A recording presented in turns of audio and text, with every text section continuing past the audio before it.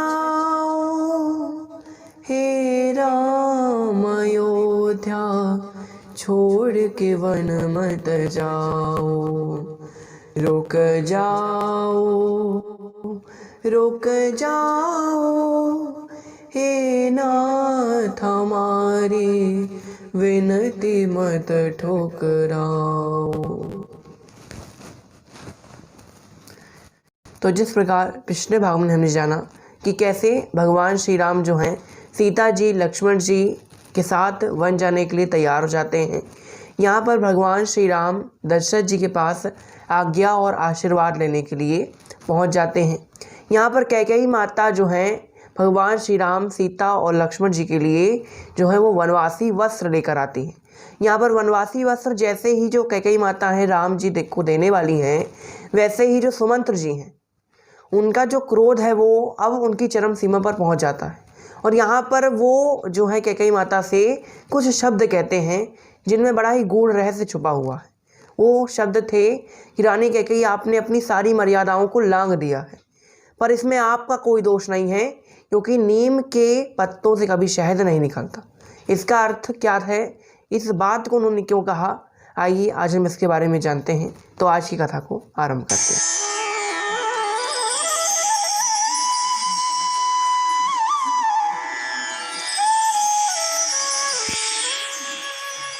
यहाँ पर नीम के पत्तों से शहद नहीं निकलता, इस बात का यहाँ तात्पर्य यह है, यहाँ पर जो कैकेयी माता की माता है जिनका नाम है सुलक्षणा, ऐसा लोगों ने कहा है कि उनका नाम सुलक्षणा है।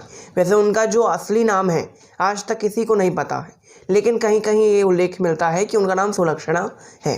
तो जो कैकेयी माता की जो माता है सुलक्षणा और जो कैकेयी माता के पिता हैं अश्वपति, उन दोनों के मध्य में भी ऐसी कुछ परिस्थितियां आ गई थीं जैसी परिस्थितियां अब दशरथ जी और कैकेयी माता के बीच में थी। यानी कैकेयी माता ने कुछ ऐसा कर बैठे हैं जो दशरथ जी के लिए एक तरह से मृत्यु के समान ही है। उसी तरह कैकेयी माता की माता ने भी अपने पति के साथ ऐसा कर दिया था जो उनके लिए मृत्यु के समान ही था।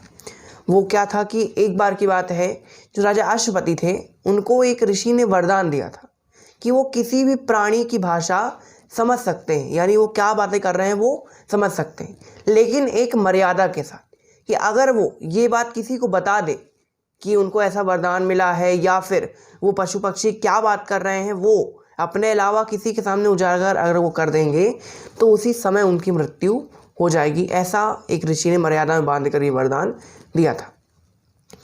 यहाँ पर एक दिन जो राजा और रानी थे वो अपने उपवन में बैठे हुए थे। यहाँ पर एक पेड़ पर दो पक्षी, जृंभ नाम के जो पक्षी थे, वो आपस में बात कर रहे थे। यहाँ पर बात करते करते जो अश्वपति जी हैं, तो यहाँ पर अश्वपति जी को समझ जाते थे कि पक्षी क्या बात कर रहे हैं, तो वो बात सुनकर हंस देते हैं, क्योंकि पक्षी कोई ऐसी कुछ बात कर रहे थे जिसको सुनकर अश्वपति राजा को हंसी आ गई। यहाँ पर जैसे उनको हंसी आई तो उनकी जो पत्नी बगल में बैठी हुई थी उनको लगा कि महाराज ने मेरा मजाक उड़ाया, यानी मेरी उन्होंने निंदा की, कहीं मेरे ऊपर हंस रहे हैं। अब यहाँ रानी ने कहा, महाराज आप क्यों हंस रहे हैं? महाराज ने कहा कि मैं नहीं बता सकता। रानी ने कहा कि अरे बताइए ना, आप क्यों हंस रहे हैं? अगर आपने नहीं बताया तो ठीक नहीं होगा, आप मेरी निंदा कर रहे हैं लगता है मुझे। तो महाराज कह रहे नहीं नहीं, हम आपकी कोई निंदा नहीं कर रहे हैं, हम आपको मजाक नहीं उड़ा रहे हैं, हम बता नहीं सकते कारण क्या है, बस हमें हंसी आ गई। रानी बोलती है अरे नहीं नहीं, ऐसा कैसे हो सकता है? राजा ने कहा कि अगर मैंने आपको कारण बता दिया तो मेरी मृत्यु हो जाएगी। रानी ने कहा आपकी मृत्यु हो उससे मुझे कोई फ़र्क नहीं पड़ता, आप जिए चाहे मरे, आपने मेरा मजाक उड़ाया है। अब आप बताइए कि आखिर ऐसा क्या बात थी कि आप मेरे सामने हंसे, और अगर आप मेरा मजाक नहीं उड़ाए हैं तो आखिर कौन सी बात थी जिसके कारण आप हंसे हैं?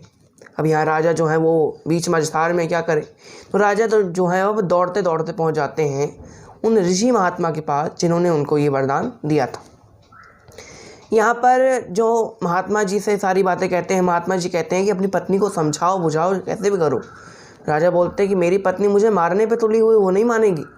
तब यहाँ पर उन महात्मा ने कहा था कि कोई बात नहीं, भले ही तुम्हारी जो पत्नी है वो तुमसे जितना भी कहे कि तुम मुझे बता दो मैं तुम्हें मार डालूंगी, तो तुम उसको बिल्कुल भी मत बताना। अगर तुमको अपने प्राण प्यारे हैं तो ये बात बिल्कुल भी मत बताना। हाँ, एक उपाय है, तुम अपनी पत्नी को ना बताने के लिए तुम उसका परित्याग कर दो, क्योंकि जब तक वो तुम्हारे साथ रहेगी वो तुम्हारा पीछा करती रहेगी। तुम उसको अपनी पत्नी मानने से इनकार कर दो, अपनी पत्नी के पद से उसे हटा दो। यहाँ पर उन ऋषि ने कहा कि अपनी पत्नी का परित्याग कर दो, यही है तुम्हारे लिए उपाय। तो यहाँ पर अश्वपति राजा जी ने अपनी पत्नी का परित्याग कर दिया था, इसलिए हम उनका नाम ज़्यादा नहीं सुन पाते हैं कि उनका नाम क्या था, कि वो कैसी थी, कहाँ रहती थी। तो यहाँ पर परित्याग कर दिया था। यहाँ पर सुमंत्र जी कहते हैं आप वैसा ही काम आप कर रही हैं, पर कोई बात नहीं, क्योंकि नीम के पत्तों से शहद नहीं निकलता, आप समझ गए होंगे इसका क्या तात्पर्य। तब यहाँ पर जो कैकेयी माता हैं वो सुमंत्र जी से कहते हैं, सुमंत्र जी आप अपनी हद में रहें, मतलब आप अपनी मर्यादा में रहें तो ज़्यादा अच्छा होगा। तब यहाँ पर राम जी कहते हैं, हाँ सुमंत्र जी, माता कैकेयी ठीक कह रही हैं, हमें जो है इन वनवासी वस्त्रों में ही जाना चाहिए, हमें अपना सारा राजपाट का जो जितना भी सामान है वो यहीं पर छोड़ कर जाना चाहिए। इसलिए मैंने, सीता ने और लक्ष्मण ने भी अपनी सारी वस्तुएं जो थी वो दान कर दी। यहाँ पर अब कैकेयी माता हैं, अब राम जी को वस्त्र देती हैं और अब सीता माता को वस्त्र देने वाली। यहाँ पर ऋषि वशिष्ठ जी भी वहीं पर बैठे हुए थे। वशिष्ठ मुनि अब जो हैं वो कैकेयी माता का विरोध करते हैं। कैकेयी माता से कहते हैं कि तुमने पति की मर्यादा को तो भंग कर दिया, लेकिन सूर्य कुल की कीर्ति पर मैं कलंक नहीं लगने दूंगा। सीता रघुवंश कुल की बहू है, यानी वो हमेशा राज सीट हाट के साथ रहेगी। उसको वनवासी वस्त्र तुमको देते हुए हाथ नहीं कांप रहे तुम्हारे। वनवासी वस्त्र में कैसे रहेगी? हमारी राजकुमारी, मतलब राजकुमारी हैं वो जनक जी की, और यहाँ पर एक बहू है, रानी के समान है। देख, रानी को वनवासी वस्त्र देते हुए आपको शर्म नहीं आई?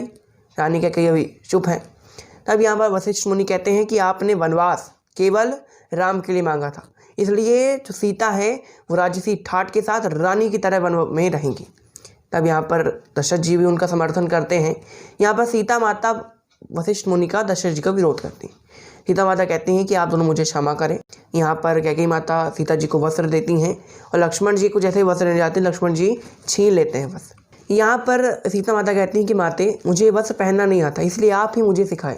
तब यहाँ पर मंथरा कहती है कि आओ बहुरानी, मैं तुमको सिखाती हूँ कि वस्त्र कैसे पहने जाते हैं। यहाँ जो मंथरा है रानी को रनिवास में ले जाती हैं। रनिवास में बैठी हुई हैं श्री वशिष्ठ मुनि की पत्नी अरुंधति। अरुंधति माता कहती हैं, रुको सीते, तुम भले ही वनवासी वस्त्र में रहो लेकिन आभूषण नहीं उतारोगे, क्योंकि एक स्त्री के लिए उसके आभूषण सब कुछ होते हैं। अगर तुमने आभूषण उतार दिए तो रघुकुल की रीति पर जो है वो कलंक लग जाए। सीता जी ने कहा ठीक है, मैं आभूषण नहीं उतारूंगी। यहाँ पर तीनों जो हैं, राम जी, सीता जी, लक्ष्मण जी, वनवासी वस्त्र में आ जाते हैं। यहाँ दशरथ जी से अब आगे लेने वाले हैं। दशरथ जी जैसे अपना शीश उठाते हैं और देखते हैं कि मेरे जो दोनों पुत्र हैं और पुत्रवधू वो वनवासी वस्त्र में हैं, तो एक समय के लिए तो उन्हें प्राणघात हुआ, यानी बहुत बड़ा झटका लगा। दशरथ जी कहते हैं कि हे ईश्वर, मेरा कितना कठोर हृदय होगा कि अपने पुत्र और पुत्रवधू को देखकर, ऐसे वनवासी वस्त्र में देखकर भी मेरे प्राण नहीं निकले। तब यहाँ पर राम जी, लक्ष्मण जी और सीता जी तीनों श्री दशरथ जी के पैर पड़ते हैं और अब जाने लगते हैं। जैसे ही पीछे मुड़ के जाने लगते हैं, यहाँ दशरथ जी के जो प्राण हैं वो निकलने वाले हैं। यहाँ पर दशरथ जी सुमंत जी से कहते हैं, सुमंत रोको उन्हें। सुमंत कहते हैं, अगर महाराज, अगर मेरे बस में हो तो मैं इनके बलदे 14 वर्ष तक वनवास झेलने के लिए तैयार हूँ। तब यहाँ दशरथ जी कहते हैं, नहीं नहीं सुमंत्र तुम जाओ, उन लोगों के साथ जाओ, सीता, राम और लक्ष्मण को पूरे राजसी ठाट के साथ रथ में लेकर जाओ और कुछ ऐसा प्रयास करो कि तुम उनको लेकर जाना, गंगा स्नान कराना, कुछ दिन तक वन में घुमा फिरा कर और वापस ले आना। सुमंत्र जी कहते हैं ठीक है।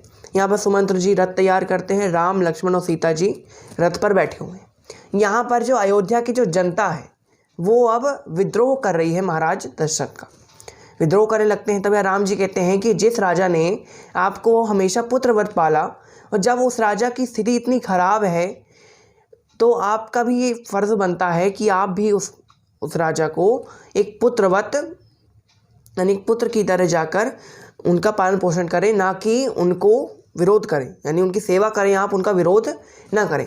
और जो लोग महाराज दशरथ के विरोध में हैं तो मैं मान जाऊंगा कि वो मेरे हितकर तो नहीं हो सकते। जो दशरथ जी के विरोध में है वो मेरे हितकर कभी नहीं हो सकते। तब यहाँ पे लोगों ने कहा ठीक है, हम दशरथ जी का विरोध नहीं करेंगे, लेकिन आप जहाँ जाएंगे वहाँ हम अवश्य जाएंगे। राम जी ने कहा अगर पूरा राज्य यहाँ आ जाएगा तो भरत क्या कैसे शून्य राज्य में राज करेगा? तब यहाँ लोग कहते हैं कि हमें भरत से मतलब नहीं, आप तो जहाँ रहेंगे वहीं पर हमारी अयोध्या है, आप ही हमारे राजा हैं, आप ही हमारे राजा थे और वहीं आप ही हमारे राजा हमेशा रहेंगे।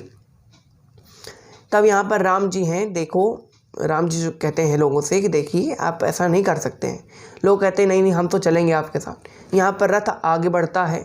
यहाँ जो सभी लोग हैं वो बड़े ही दुखी हैं। सब लोग भगवान श्री राम को न जाने के लिए कह रहे हैं कि हे प्रभु आप हमें छोड़कर मत जाइए। यहाँ पर जैसे ही राम जी का रथ चल जाता है सब लोग जय जयकार करने लगते हैं, जय श्री राम जय श्री राम। हमें दशरथ जी को समझ में आता है कि मेरा राम जाने वाला। दशरथ जी कैसे भी घसीटते पसीटते, कैसे भी लोटते पोटते पहुँच जाते हैं राज द्वार में। द्वार में क्या देखते हैं, राम जी तो चले गए। यहाँ पर कैकेयी जी और सुमित्रा और कौशल्या ये तीनों रानियाँ आती हैं उनको संभालने के लिए। यहाँ पर महाराज दशरथ कहते हैं कि कैकेयी आज से तुम अपने आप को विधवा मानो, यानी आज से मैं तुम्हारा परित्याग कर दिया है, तुम्हारी अब मेरे महल में मेरे दिल में कोई भी जगह नहीं है। कौशल्या माता से कहते हैं कौशल्या तुम मुझे अपने कक्ष में ले चलो, जहाँ पर मेरे राम के बालपन की सारी स्मृतियाँ हैं, वहाँ पर मैं कुछ समय रहूँगा जिसके और राम को जो है याद करूँगा। यहाँ पर दशरथ जी पहुँच जाते हैं कौशल्या माता के कक्ष में। यहाँ पर सभी लोग बड़े दुखी हैं, अयोध्यावासी दुखी हैं, महल में जितने लोग हैं वो सभी लोग दुखी हैं, रानियाँ दुखी हैं, रानियाँ रो रही हैं और केवल एक रानी नहीं रो रही है। वो रानी कौन है, वो है उर्मिला जी। ये सभी लोग रो रहे हैं लेकिन उर्मिला रो नहीं सकती। क्यों नहीं रो सकती, क्योंकि उन्होंने तो वचन दिया है कि उर्मिला जी कभी मतलब जब तक नहीं आ जाते तीनों लोग वनवास से तब तक वो नहीं रोएंगे। राम बिना मेरी सोनी अयोध्या, लक्ष्मण बिन ठकुराई, सीता बिन गई महलों की शोभा, ये दुख सहा न जाए।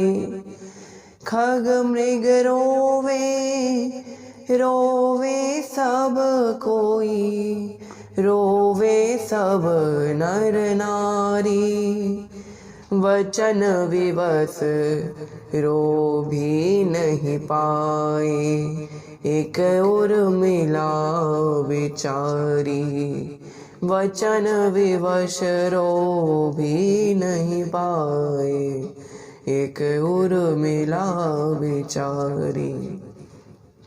यहाँ पर राम जी वनवास को निकल चुके हैं। यहाँ पर सभी लोग बड़े ही दुखी हैं। यहाँ पर भगवान जो हैं सीता माता लक्ष्मण जी के साथ रथ में बैठे हुए अपने मार्ग आगे का तय कर रहे हैं। यहाँ पर अब भगवान आगे पहुँचेंगे, श्री निषाद राज के यहाँ भी जाएंगे, भगवान गंगा को पार करेंगे, केवट जी का प्रसंग आएगा। इन सारे प्रसंगों में हम अब आगे प्रवेश करेंगे। तो आज की कथा को हम यहीं विराम देते हैं। आज के लिए बस इतना ही। जय श्री राम।